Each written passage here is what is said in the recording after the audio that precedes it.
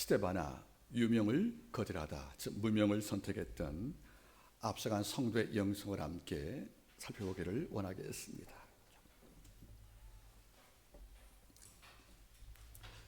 말씀을 증언하겠습니다.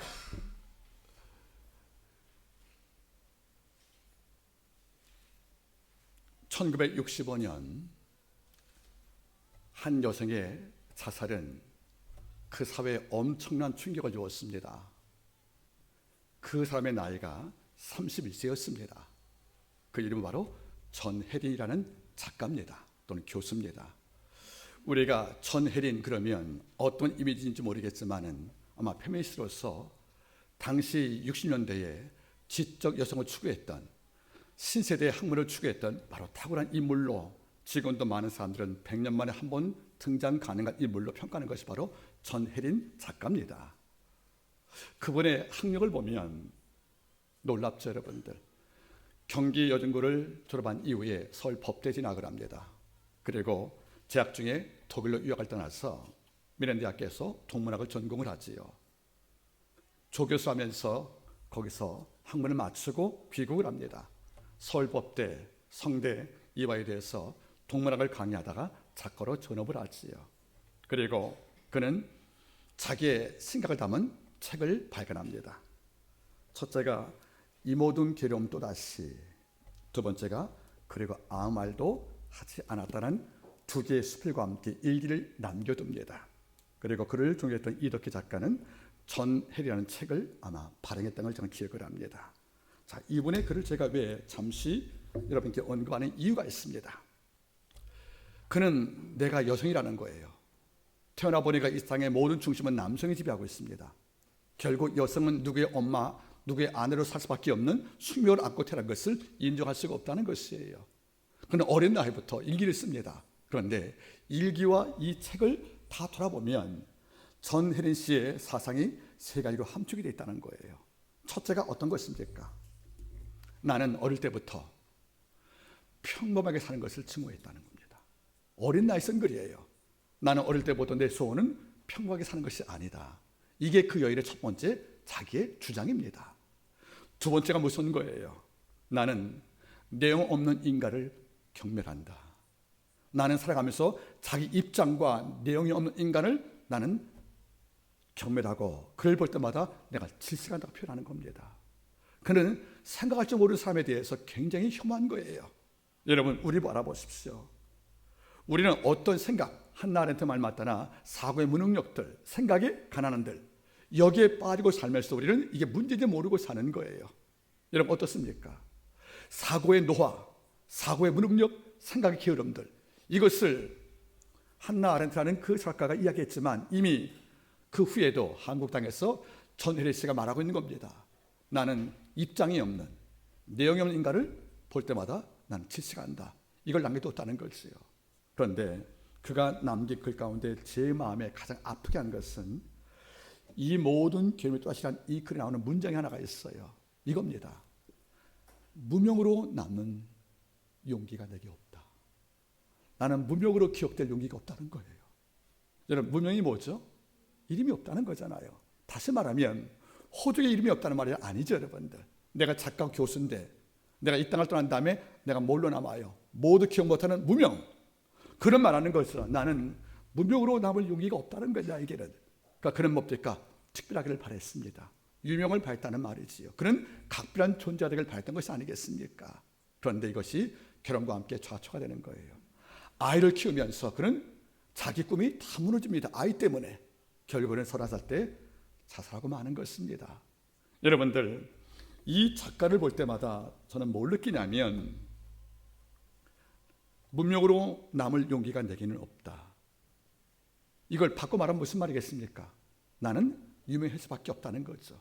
이렇지 않고는 내가 사는 게 아니라는 거 아니겠습니까? 이 문제 앞에 저는 고민하게 되는 거란 말입니다. 물론 실존주의 가치 볼 때는 인간이 유명해진 것은 탁월한 겁니다. 그건 마땅한 거 아니겠습니까? 누구한테 인정을 받고 내 이름이 높여져서 갈채받고 하루받는 것에 대해서 싫어할 아무도 없다고 생각합니다. 그런데 잘 보세요. 나는 평범을 증오한다. 내용 없는 인간을 볼 때마다 질색한다. 나는 무명을 남을 용기가 없다.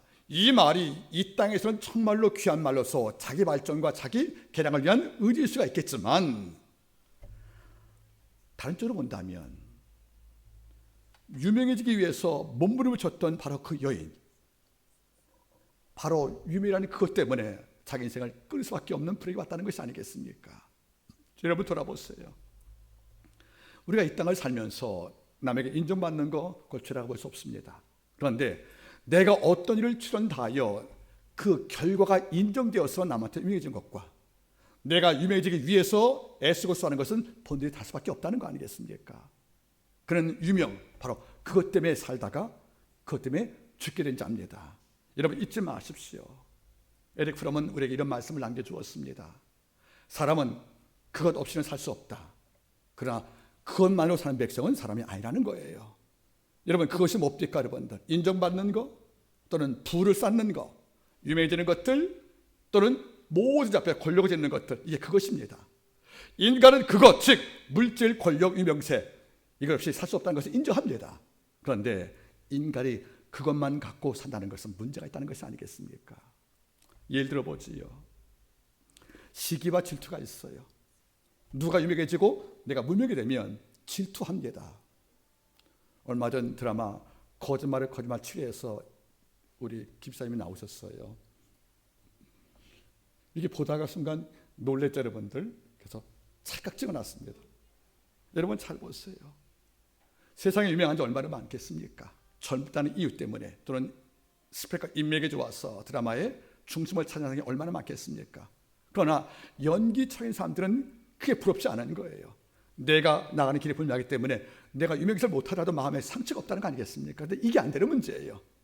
세상에서 인기와 명예, 그리고 인정받고 존중을 받는 이런 자리에 올라가서 이른바 탑스타라는 말을 듣는 것을 위해서 얼마나 많은 자가 몸부림을 칩니까 여러분들? 이것은 그것입니다. 그것은 필요하다는 거죠. 그러나 그것이 목적이 되면 우리 연기가 내 삶이 아니고 인기를 얻기 위한 도구밖에 없잖아요. 잊지 마세요 여러분들. 그러나 우리는 가끔 느낍니다. 나보다 누가 앞서가 유명해지면 우리는 마음에 병이 나는 거예요. 그래서 작가 여러분들, 고 미다이라는 사람이 이렇게 말했답니다. 나는 친구가 성공할 때마다 조금씩 죽어간다. 참 이 말을 볼 때마다 가슴이 공감이 되는 거예요. 여러분 따라하겠습니까? 옳다는 말은 아니에요. 나는 친구가 성공할 때마다 조금씩 죽어간다. 그것이 이렇게 중요하다는 거 아니겠습니까? 그러나 놀란 게 있어요. 물론 그것이 이 땅을 살 때 힘이고 날개일 수 있겠지만 그것이 최종 목적이 되어서 삶의 질이 깨진다면 그건 불행 아니겠습니까? 성경 가운데 바울이 있습니다. 바울은 그것을 버린 자입니다. 빌립보 3장을 바라보세요. 그는 7대 영광이 있었지 않습니까? 그는 할례받은 시불이었던 것이고요. 또는 여러분들 이스라엘 백성이었고 율법을 지켰고 그는 랍비였고 말씀에 청통한 자였다는 거지요. 그 당시 이런 7개의 스펙이라면 이력서가 화려했기 때문에 바울을 무시할 자 아무도 없다는 거지요. 그런데 끝 결론이 뭔지 아십니까? 내가 그리스도를 위해서 이것을 배설물로 여겼노라. 그것을 버렸다는 겁니다. 그것이 뭡니까? 나를 돋보이게 만드는 것들, 나를 유명하게 만드는 것들, 그리고 나를 크게 만드는 것들, 이런 그것을 기꺼이 버린 것이 바울의 선택 아니겠습니까? 결국 이런 바울이 뭡니까 여러분들? 그는 끝에 말하는 거죠. 그리스도 안에서 발견되는 것이 내 즐거움이라는 거예요. 세상 모든 자가 날 유명하게 기억하는 것보다 주가 날 기억을 하면 좋겠다는 것이 바로 바울의 마음이 아니었겠습니까? 여러분을 흥분시키는 그것이 무엇입니까? 아니 지금 그것이 무엇이길래 내 삶이 어그러지고 내가 지금 찾고 싶은 그것 때문에 내가 어떤 삶을 살고 있는지 한번 돌아본다면 우리는 전 헬리스의 말대로 무명으로 남을 용기가 내게는 없다는 말이 공감가면서 이것이 얼마나 위험한 발언인지를 알 수 있는 것이 아니겠습니까? 오늘 한 인물 스테반을 바라봅니다. 그는 유명을 거주한 자입니다. 전 헬렌과 다른 삶을 선택한 것이 아니겠습니까? 얼마 전에 사적인 이야기입니다. 대학원 강의를 마치고 잠시 이제 준비한 간식을 먹고 있었는데 어떤 분이 신학도제 여러분들 아마 나이가 좀 드신 분이었어요. 아마 그분이 과거에 아마 유망 기업에 있던 분이 맞습니다. 그런데 그분께서 제게 묻더라고요. 교수님, 감사할 이유가 많겠지만 뭐를 많이 감사합니까? 물어보길래 저도 모르게 물론 집에 와서 많이 고민했지만은 이렇게 말했답니다. 내가 유명하지 않은 것이 왜 감사한지 모른다. 여러분, 유명하지 않은 것이 너무도 감사한 거예요. 여러분, 왜인지 아십니까? 내가 유명해지면 그 삶에 맞추기 위해서 나는 필요할 때는 위선도 끓일 수밖에 없다는 거예요. 저는 금식을 많이 한대. 저분은 설교자로서 탁월한 분이 있어. 저는 경건한 분이 있어. 저는 예수의 반토막 닮았어. 이런 걸로 제가 유명해지면 제게는 그런 능력이 없잖아요. 그것을 믿고 있는 모든 자에게 증명시키려고 내 삶에 때로는 위선도 끌어온다는 겁니다. 내게 애초 없는 경건을 만들기 위해서 나는 어떤 거짓과 있어도 통하지 않겠습니까? 그래서 제 모습은 이 정도인 거예요. 그래서 제가 말했죠, 여러분들. 여러분이 아는 그 정도밖에 안 된다고. 이러니까 굳이 분칠하거나 덧칠하거나 화장할 필요가 없다는 것이 아니겠습니까? 여러분, 잊지 마세요. 우리가 이 땅을 살 때 세상을 말하고 봅니다. 그것이 굉장히 중요하다고 말하는 겁니다. 하지만 그것을 못 버리면, 그것만으로 사는 것은 우리 삶에서 너무 큰 불행을 여러분 초래할 수밖에 없다, 그런 말이에요. 바울은 그것을 버렸습니다. 스데바나가 그것을 버렸답니다. 오늘 그 인물을 통해서, 그의 행적을 통해서 우리가 문명을 선택하는, 때로 세상이 부여하는 모든 유명을 거부할 수 있는 이런 경건이 우리 마음속에 있기를 바라는 것입니다. 여러분, 스데바나가 누굽니까? 이름부터가 멋있어요. 스테바나란 말이 영어로 스테판이에요. 스테파노스. 면류관의 쓴 자입니다. 그러면 그가 태어날 때 이름을 누가 지어줬겠습니까? 부모님이지요. 그 부모님은 이 아이가 태어날 때 어떤 꿈이죠? 너 이 땅에서 뭘 쓰는 거예요? 면류관을. 여러분, 면류관 누가 쓰는 겁니까? 당시 로마 당시는 두 종류인 거예요. 하나는 개선자국이라 권력자 아니면, 또는 뭐죠, 여러분들? 시인, 개관 시인들이요. 여러분들, 다시 말하면 그 그리스 축제에서 비극을 무대에 올리죠, 여러분들. 큰 원형극장에서. 그래서 1년에 한 번씩 비극 경연대를 한단 말이죠. 연극을 올린다는 거예요. 여기서 1등을 하면 황제가 뭘 씌워주죠, 여러분들? 면류관 씌워주거든요, 여러분들. 그러니까 그 당시에 면류관은 뭡니까? 개관 시인처럼 그 민족에서 가장 탁월한 시인에게 주는 상징인 것이고요. 또는 전쟁을 승리한 장사님과 왕에서 것이 면류관이란 말입니다. 그러면 스데반의 부친들이 또는 어머니께서 그를 낳을 때 어떤 꿈이 있습니까? 너는 이 땅에서 뭐 해져라? 유명해지란 말이는 거예요. 어쩌면 어릴 때부터 그도 이게 숙명인 줄 알았겠습니다. 나는 내 이름처럼 살아야 돼. 나는 유명해져야 돼. 그래서 전혜리 씨와 같이 나는 무명 살면 안 돼. 나는 평범을 거부해. 이것이 학시부디였고 이런 말로 살아왔겠지만 그가 예수를 만난 거예요. 즉 바울을 만나기 전까지 그 인생을 우리가 모르겠습니다. 이런데 바울을 만난 이후로 스데바나는 유명을 거부하고 이름을 거부하고 무명을 사는 것이 바로 오늘 말씀의 증거 아니겠습니까? 우리가 한번 그 내용을 보죠, 여러분들. 스데바나는 모두 성경에서 이미 3번 등장합니다. 제일 첫 번째가 고전 1장 16절이에요. 여러분, 그 말씀이 뭔지 한번 제가 읽어드리겠습니다. 고전 1장 16절 보시면 이런 말씀이 있습니다. 여러분 잘 들으시길 바라겠습니까? 내가 또한, 나는 바울입니다. 내가 또한 스데바나의 집사람에게 세례를 주었고 그 외에 다른 아무에게도 세례를 줬는지 알지 못한다. 그리고 여러분들 고전 15장을 보시면 어떤 말씀 나와요? 15절, 형제들아 스데바나의 집은 곧 아가의 첫 열매요. 아가이는 지방이에요. 그러면 이 마을의 인구가 20만 명이었습니다.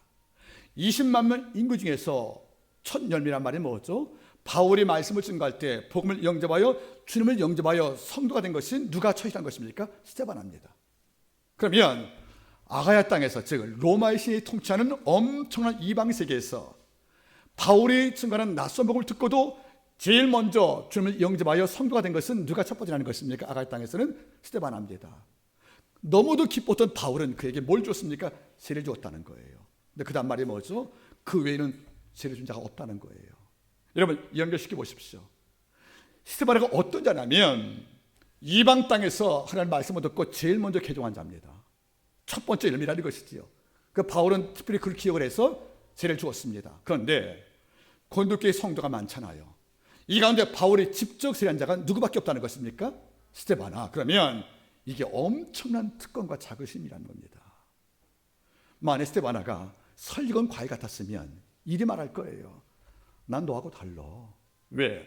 나는 너희가 교회 오기 전부터 난 제일 먼저 예수믿은 첫째 성도야. 그리고 너 누구한테 세례 받았어?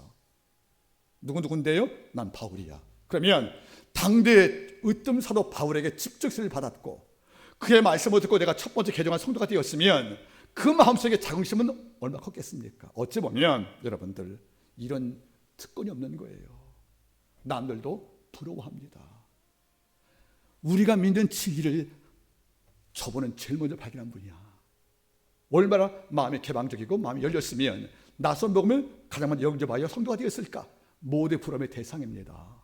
또는 바울에게 직접 세례를 받은 거예요. 여러분 어떻습니까? 가끔 제가 언급을 하지요. 결혼 주례 한 30번 넘게 했어요, 여러분들. 근데 신학도 가운데도 묘한 게 있대요. 너 누구한테 세례 받았냐 그런 사람이 있대요. 야, 네 아들 누구한테 주례 받았냐? 서로 말하는 거예요. 주로 담임 목사님 아니면은 종이한 분께 맡기지 않겠습니까? 근데 일부는 말하는데요. 나는 김교수 목사님께 주례 받았다. 사실 저는 별거 아닌데 그 사람들이 이렇게 즐겁던가 봐요. 이것도 알게 모르게 자긍심인데 그 정도가 아니잖아요. 사망에서 영생을 옮기는 영적 세례를 준 대상자 그리고 준 주행자가 조금 역할을 바울이라는 거 아니겠습니까? 그러면 제일 먼저 영접했던 믿음의 사람이었던 최초의 성도였던 동시에 바울이 직접 세례를 줄 만큼 그는 각별한 종이라는 겁니다. 이 정도가 되면 마음 못 잡아요. 여러분들 놀래서 너무 좋아서. 만약에 스데바나가 그것 어떤 것입니까? 내가 제일 먼저 믿은 자야. 바울이 내게 직접 세례를 주었어 하는 그것에 집착을 했으면 말도 상상이 안 갑니다. 얼마나 날뛰었을 것이며 얼마나 오만했을 것이며 얼마나 편견과 오만 가운데서 군림을 했겠습니까? 그런데 15장에 바울이 언급한 스데바나는 전혀 다른 길을 걸어왔다는 거예요. 그는 유명해진 자였지만 뭘 택합니까? 무명을 택한다는 것이 아니겠습니까? 자 보십시오. 첫 번째 뭘 택했습니까? 15절 형제들아 스데반의 집은 곧 아가의 첫 열매지만 그는 뭘 결심했습니까? 성도 섬기기로 작정한지를 너희가 알지 않느냐. 특권을 가진 스데반입니다. 바울이 직접 세례 주었던 독특한 성도고 각별한 성도란 말이에요. 그러면 적어도 자긍심을 넘어서 마음에 특권의식이 없지 않겠습니까? 난 너하고 달라. 이런데 성경 말씀합니다. 너희가 알지 않느냐? 무엇을? 그가 이 땅에서 제일 먼저 복음을 영접을 하고 내가 세례 주었던 이런 독특한 인물이지만 너희가 받지 않느냐? 무엇을? 성도 섬기로 결심한 것을. 여러분 잘 보세요. 섬긴다는 말은 유명하다는 말과는 다른 계열이에요. 여러분 잘 보세요. 성도를 섬겼다는 말은 무슨 말이겠습니까? 나보다 늦게 믿은 성도를 음식을 대접하들 종의 모습으로 그를 존중한 것이 아니겠냐는 거예요. 여러분 잘 보세요. 여러분들 우리는 이럴 수가 있어요. 내가 어느 공동체에 갔을 경우에 그들과 다를 만한 독특한 지위에 있다면 이제 막 가입한 또는 막 이제 시작한 이런 점을 바라볼 때 우리가 훈계하고 가르치려고 그러지 섬길 수 있겠냐는 거예요. 여러분 잊지 마세요. 여러분들 자기도 마음이 이게 있습니다. 내가 이렇게 초짜 성도를 이렇게 아무것도 모르는 무지한 성도를 내가 섬겨야 돼. 이런 것이 없겠냐는 것이에요. 여러분들 이런데 잘 보세요. 가끔 제가 언급하지 않습니까? 진정한 용기는 산을 정복하는 게 아니에요. 나를 괴롭히는 것을 이기는 겁니다. 뭘 이긴다고요? 나를 괴롭히는 거. 그러면 스데반에는 어떤 마음이 있습니까? 내가 이런 애를 섬겨야 돼. 내가 섬김 받아야지. 난 걔하고 질과 결이 달라. 나는 이런 성도야. 내가 왜 이런 자인데 나보다 못한 자를 섬겨야 돼. 내가 왜 무릎을 꿇어야 돼. 내가 왜 고개를 숙이고 내가 허리를 왜 숙여야 돼. 이런 마음이 순간 올라오지 않겠습니까? 이게 나를 괴롭히는 겁니다. 이것을 극복하는 게 용기라는 겁니다. 그는 했다는 거죠. 성도 섬기로 작정했다는 겁니다. 그러면 늦게 언제나 모르는 거죠. 야, 저분은 늘 성도를 섬기고 있네. 그의 과거를 몰랐으니까 그럴 수 있을지 모르겠지만 과거를 알아보십시오. 야, 저분이 바울이 직접 세례를 준 자야? 처음 성도야? 이걸 안다면 성도 섬기는 그 모습을 바라볼 때 이것은 예산 문제가 아니란 거겠습니까? 여러분 잊지 마세요. 섬기다만 헬라어는 독특한 단어예요. 따라하겠습니까? 디아.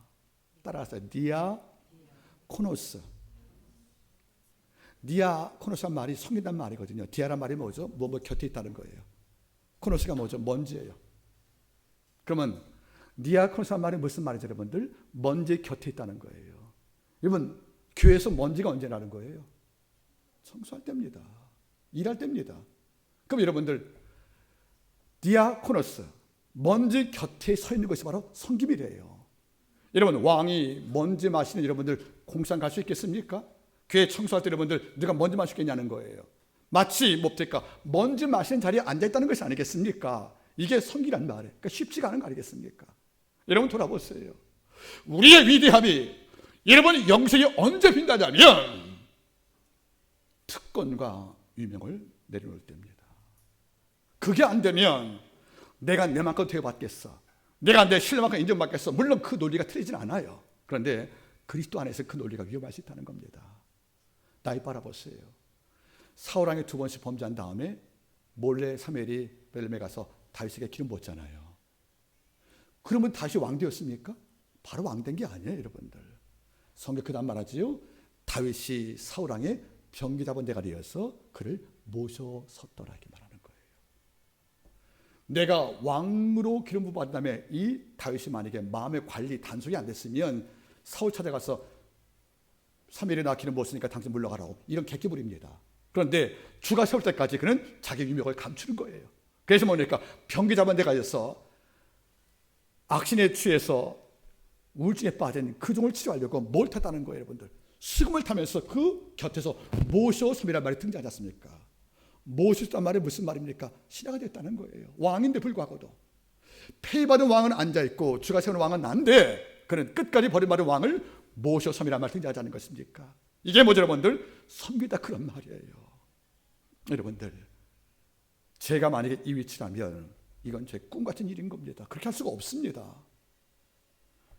가끔 제가 농담으로 한 말 있잖아요. 진담이 있어요. 제가 이제 70살 되어서 은퇴하면 나는 집사가 될 거예요. 집사로 봉사할 겁니다. 큰 교회 가든지 뭐 하든지 간에. 그러면 안 되는 건가요, 여러분들? 은퇴했잖아요. 그래서 집사로 섬기는 성도들이 얼마나 어려운지를 또 보고 싶은 거예요. 여러분 잘 보세요. 내게 주어진 기득권과 이 특권들, 이것을 마음 작은 자 놓을 수 없다는 겁니다. 왜? 그것이 내게 살린 걸로 힘을 하는 거 아니겠습니까? 그래, 그것을 스데반은 포기했다는 거죠. 그가 성도 섬기기로 작정했단 말이 먼저 결심했다는 겁니다. 여러분 어떻습니까? 지금 우리 놓지 못하는 그것이 뭐예요? 그것이 어떤 모습입니까? 혹시 이것이 난 특별해, I'm special, 나는 이 정도만큼은 어디 가서 존중받아야 돼, 그런 이유 때문에 곁에 있는 모든 자 앞에서 내가 지나치게 군림한다면 그게 뭐죠? 그것 버리지 못한 실패와 다를 게 없다, 그런 말이에요, 여러분들. 유명을 그는 기꺼이 거절합니다. 두 번째가 어떤 내용이었습니까? 함께 보시겠습니까? 17절, 내가 스데바나와 무드나도와 아가이에 온 것을 기뻐하노니 저희가 너희의 부족한 것을 보충하였습니다. 아멘. 스데바나 곁에 두 벗이 있어요. 여러분들 이 벗의 이름을 한번 잘 보세요, 여러분들. 부드나도 아가이고. 참 놀라운 거예요. 둘이 영적인 질이 같아요. 영적 색깔이 같아요, 여러분들. 스데바나만 성도 섬기기 위해 조주하는 것이 아니라 여러분들 부드나도와 아가이고도 같은 심장을 가진 거예요. 여러분 참 이게 귀한 것입니다. 여러분들 썩은 물에 벌레가 끼는 거예요. 맑은 물에 여러분들 물고기가 임하는 겁니다. 이게 무슨 말이냐면 내 영이 맑으면 영 맑은 자가 내 버티기를 좋아하는 거예요. 내 영이 오염되면 내 곁에 파리와 벌레만 꼬이는 겁니다. 여러분 잘 보세요. 이러니까 친구라는 것도 굉장히 은총 아니겠습니까? 이러고 과거 제가 대화할 때 이런 말 했답니다. 하나님이 혹 잘못된 부모를 만나 고생하는 가정에게 좋은 친구를 대신 선물로 주신다. 사과하는 마음으로. 이해하시겠죠? 이게 라틴에 나온 말인데 누구는 내가 태어나보니까 내 부모님이 주사꾼인 거라. 술주정꾼이. 내가 태어나니까 내 부모님이 혈기방자한 어깨인 거라. 부모는 내가 선택한 게 아니잖아요. 그 부모 때문에 어려움 당할 수 있거든요, 여러분들. 그럴 때 하나님께서 말씀하신대요. 때로 잘못된 부모를 만나 어려운 아들에게 하나님은 그를 위로하시려고 좋은 친구를 선물로 주신다는 것이 라틴 말에 나오는 글들이에요. 저 이 말이 옳다고 봅니다. 물론 오해하시면 안 돼요. 하나님이 뭐 나쁜 부모를 일부적으로 아니니까, 그죠, 여러분들. 다만 보세요. 친구라는 개념은 라틴에서 말하지 않습니까? 종교 공유하는 관계라고요. 그러니까 보세요. 스데바나만 이런 격언 있는 것이 아니에요. 그를 따라왔던 부드나드와 아가이고도 같은 영성을 견지한 거예요. 전 이게 놀라운 거 아니겠습니까? 여러분 곁에 동행하는 친구가 어떤 종들이겠습니까? 내가 기도를 좋아하면 그런 종이 모이는 거예요. 기도하는 종을. 그래서 하는 말이 뭐죠? 우리 기도할까? 이런 말 나온단 말이에요. 내가 말씀을 사모하고 하나님을 두려워하면 이런 종들이 내 곁에 모이는 거죠. 왜? 뜻이 같고 내용이 같으니까 대화가 편하거든요. 그런데 여러분들, 내 영이 오염된 걸 좋아하는 사람이 그게 편한 거예요. 내게 입기가. 그래서 금목자란 말이 거기서 온 것이 아니겠습니까? 스테반을 바라볼 때 이걸 느끼는 거죠. 야, 그 사람이 자기와 닮은, 자기와 같은 죄를 갖고 있는 이런 벗을 만났구나. 그리고 그가 의기투합합니다. 그들이 그 교회를 찾아온 거예요. 시시 찾아와서 하는 말이 뭐죠? 그들이 너의 부족함을 보충하였음이란 말 나오잖아요. 그러면 이 교회가 어떤 부족이 있다는 말 아니겠습니까? 어떤 부족일까? 1장 바라니까 이 교회가 다툼이 있었어요. 분쟁이. 한번 바라볼까요, 여러분들? 고전 1장을 좀 바라보세요. 고전 1장을 바라보시면 10절 보세요.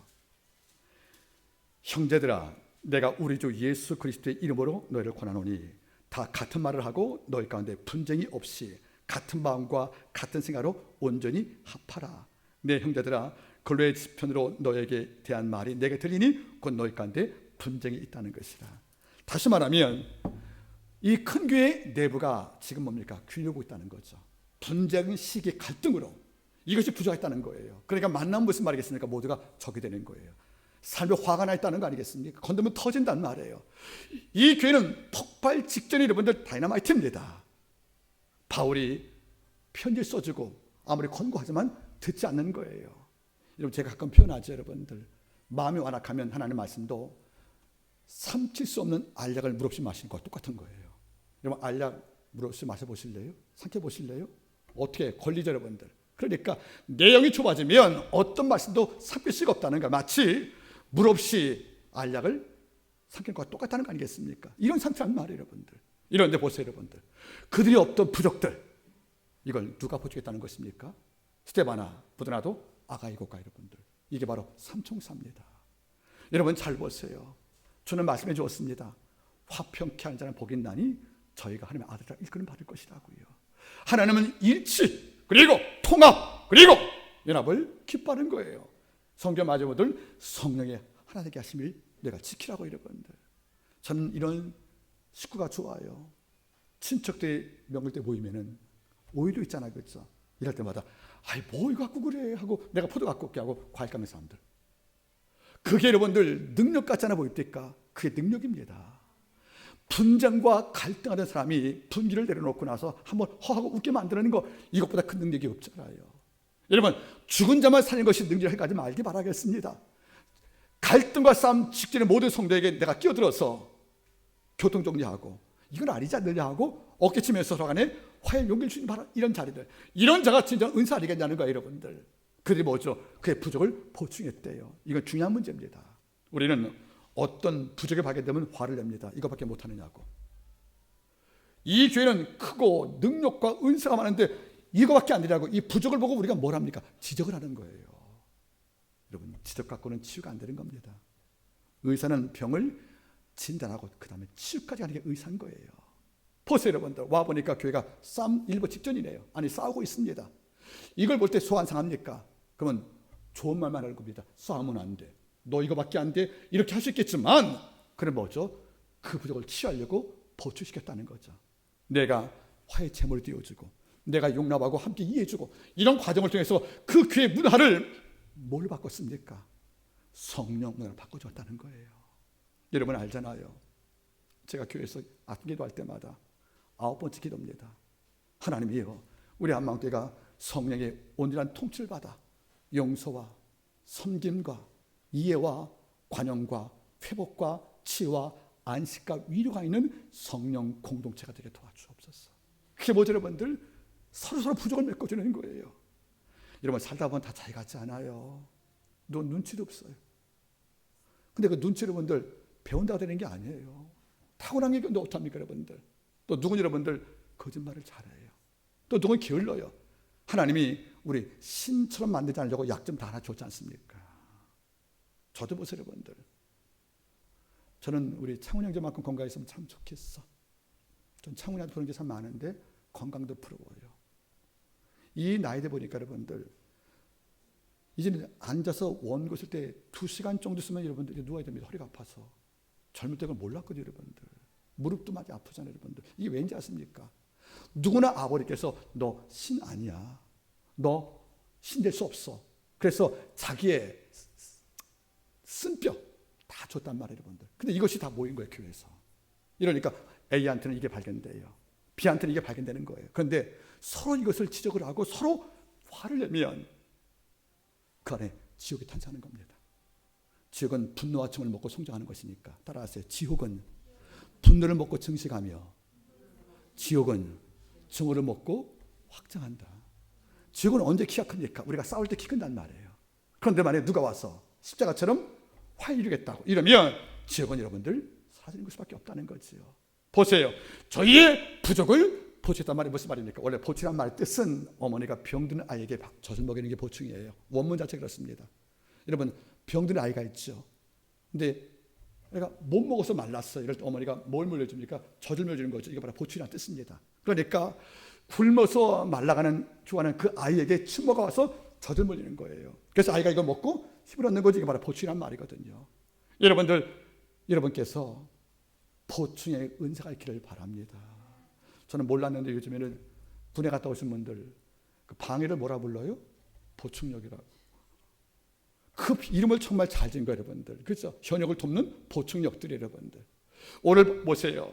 스테반은 충분히 유명할 수 있는 이치와 조건을 다 갖춘 자입니다. 근데 지금 보세요. 그럼에도 불구하고 무슨 말이겠습니까? 교회에서 부족해 보일 게보다 딱 나서가지고 이거 잘못이라고 외치면서 자기를 증명하는 것이 아니라 소리 없이 보충하면서 내가 살렸다는 거예요. 여러분 남을 돕고 남의 부족을 채우는 것은 내가 주는 거예요 사실 여러분들. 내가 죽지 않으면 내가 여러분들 남을 보충할 수가 없어요. 여러분들 가끔 제가 설교 시간에 말하죠 여러분들. 라틴어로 사랑이 뭐라고요? 아모르라고 그래요. 아모르.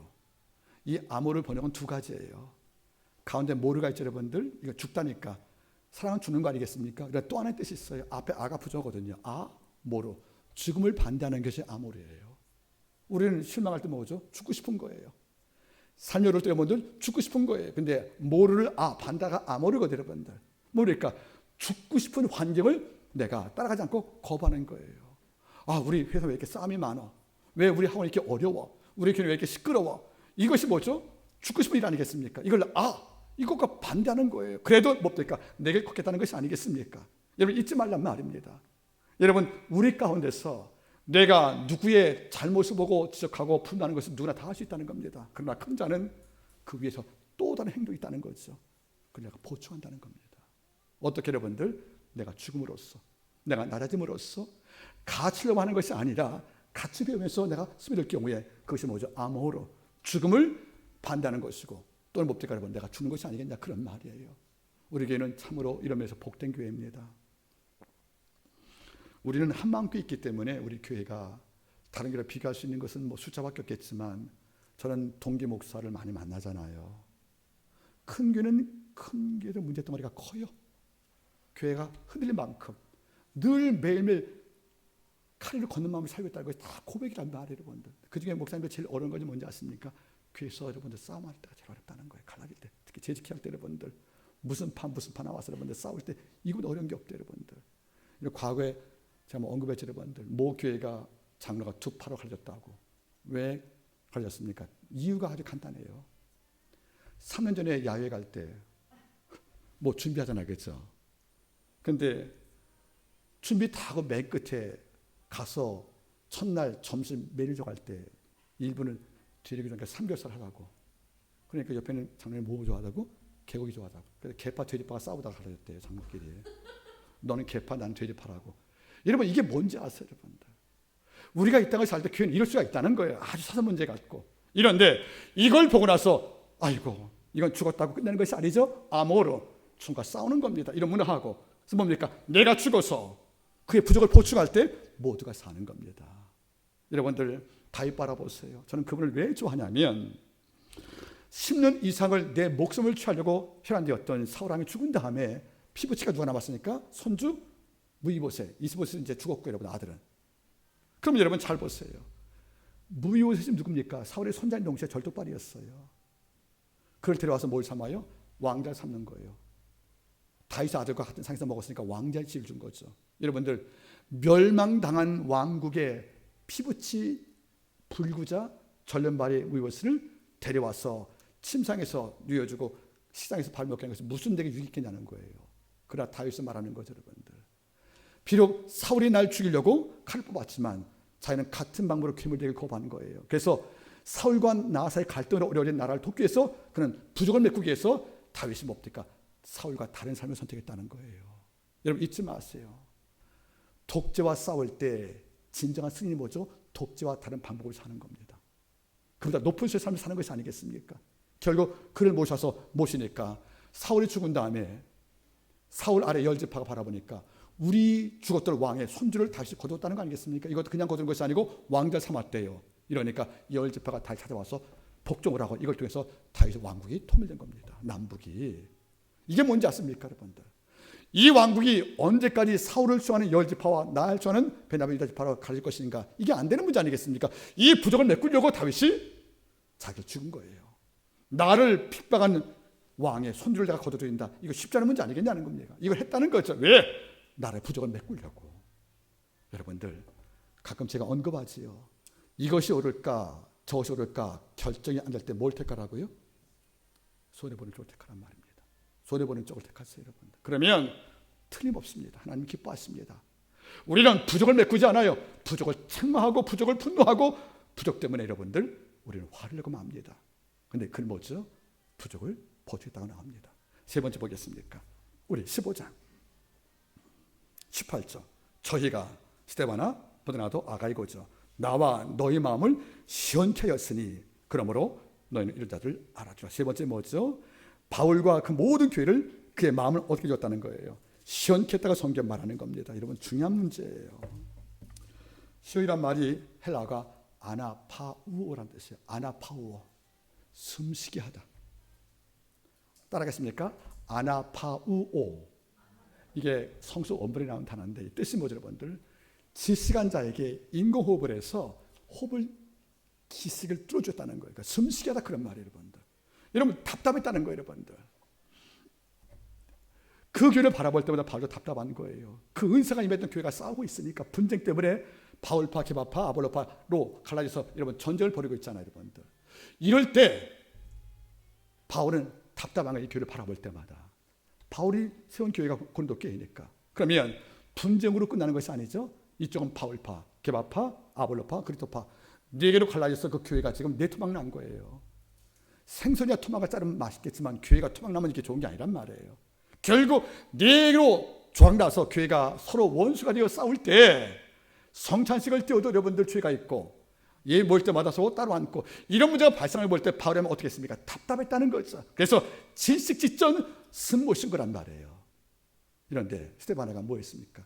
그런 답답해서 가슴을 채우 질식의 직전에 빠진 이 교회와 내 마음을 숨쉬게 줬다는 겁니다. 어려울 때 그를 보고 싶었다는 거예요. 당신 만나면 뭔가 답을 얻을 것만 같으니까. 그를 만나면 내가 희망을 얻을 것만 같으니까. 내가 어려움 당할 때 너만 있으면 우리 공동체 살 것만 같으니까. 그래서 숨쉬게 만든 자로서 그 스데바나가 쓰임받은 것이 아니겠습니까? 여러분 어떻습니까? 우리 살다 보면 숨막혀요. 때로 환경 때문에, 사람 때문에, 또는 미래 때문에 이럴 때마다 우리가 숨쉬기 어려운 지식에 우리가 제압당하면 우리 목숨을 끊는 전의 일수와 다를 게 없다는 거죠. 이런데 스데바나가 뭐 했다는 겁니까?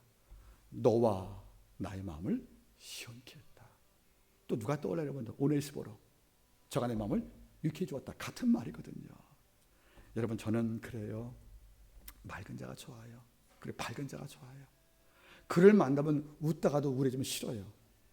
그를 만나면 우울했다가도 늘 내 영혼, 가끔 제가 친구한테 문자 보내거든요. 오늘 네 영혼의 날씨 맑음, 흐림, 비. 그러면 답장이 와요. 가끔 비. 여러분 영혼 날씨가 어때요? 맑은 자가 강한 자입니다. 이 땅에 여러분들 사인 자가 어디 있겠어요? 다 울만큼 어려운데 다 안고 사는 겁니다. 여러분 제가 말했죠. 여러분들 참 용기란 자기를 괴롭히는 것을 극복하는 것이라고요. 그건 쉽지 않은 문제란 말이에요. 여러분 다 한번 꺼내보세요. 얼마나 어려운지 많이 울고 싶은 양이 얼마나 많은지. 답답하고 속이 꽉 막혀서 여러분들 영적 동맥경화가 힘들지 않습니까?